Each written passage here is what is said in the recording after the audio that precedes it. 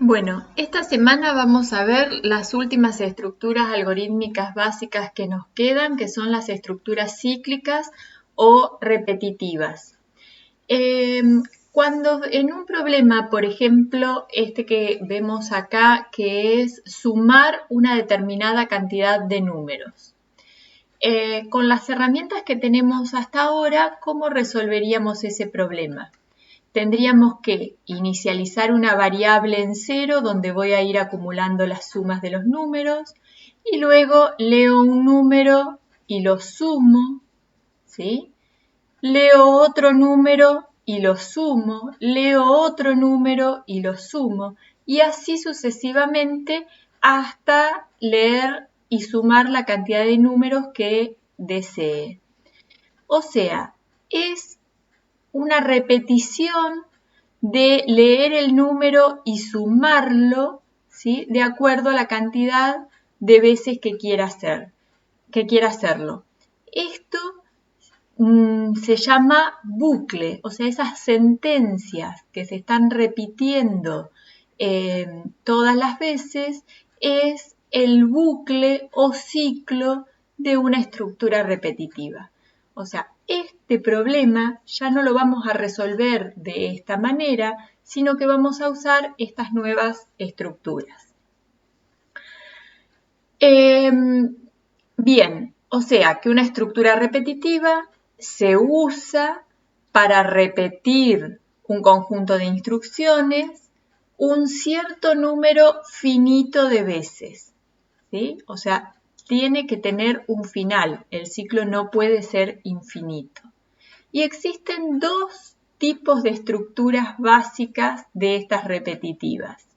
La estructura donde sabemos cuántas veces tenemos que repetir la acción, o sea, sabemos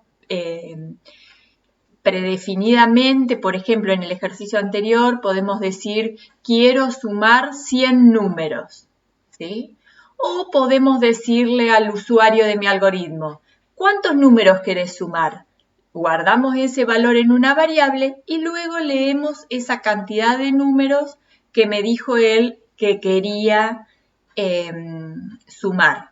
Cualquiera de esas dos, antes de empezar a sumar los números, sabemos de antemano cuántas veces se va a repetir el ciclo, ya sea un número constante fijo o el valor está almacenado en una variable. Pero de cualquiera de las dos formas yo sé antes de empezar el ciclo cuántas veces se tiene que repetir el ciclo, ¿sí? Esa, ahora vamos a ver, para ese tipo de situaciones usamos una estructura.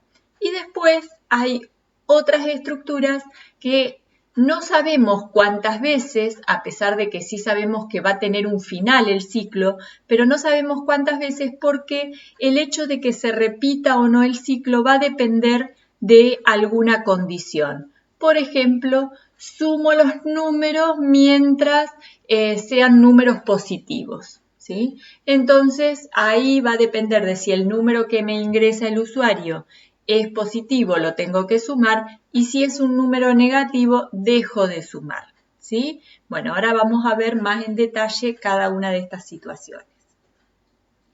Cuando sabemos la cantidad de ciclos que va a tener cuántas veces se va a repetir el ciclo, ¿sí? Vamos a utilizar una estructura que se llama para. Esta estructura se ejecutan las acciones del ciclo un número especificado de veces. Ese número es controlado por una variable, ¿sí? Acá le llamamos BC, siempre como todas las variables, uno le puede dar el nombre que quiera, ¿sí? Acá le ponemos genéricamente BC para saber que es la variable que va a controlar cuántas veces se va a realizar el ciclo. ¿Cómo hacemos para controlar eso? Va a tomar un valor inicial, esto es una asignación, la flechita de asignación, ¿sí? Entonces, desde un valor inicial que yo le doy hasta un valor final, ¿sí? Y acá escribimos un detalle que dice con pasos y. Esto me va a decir cómo se va a ir incrementando esta variable para ir desde el valor inicial hasta el valor final. Por ejemplo, siguiendo el ejemplo de sumar números. Si yo quiero sumar 100 números, yo voy a hacer que alguna variable de control vaya, por ejemplo, desde 1 hasta 100 con pasos 1, ¿sí?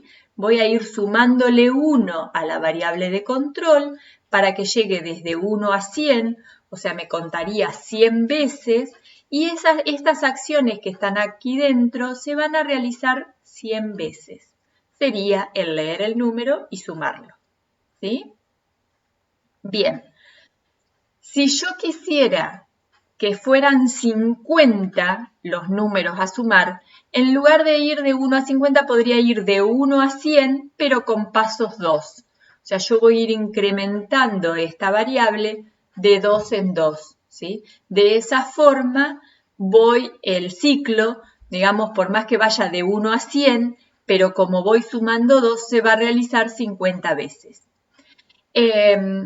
Estas situaciones a veces me sirven, por ejemplo, si quiero mostrar números pares o impares, o en determinadas situaciones me sirve el poder tener este compaso sí para cambiar eso que no sea siempre de uno en uno, sino que de acuerdo a lo que yo necesite para resolver el problema que esté resolviendo en ese momento. Bien, en el diagrama de flujo, esta estructura se dibuja de esta manera.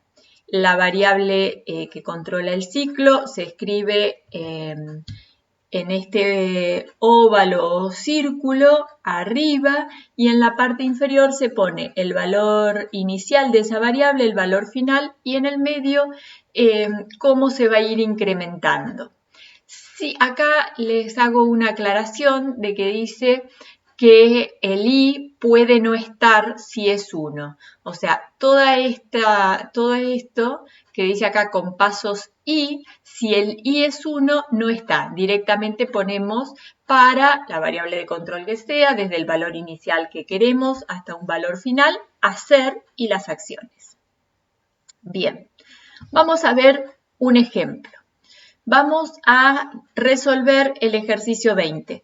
Esto lo hago en un próximo video para poder usar el software de resolución de los problemas.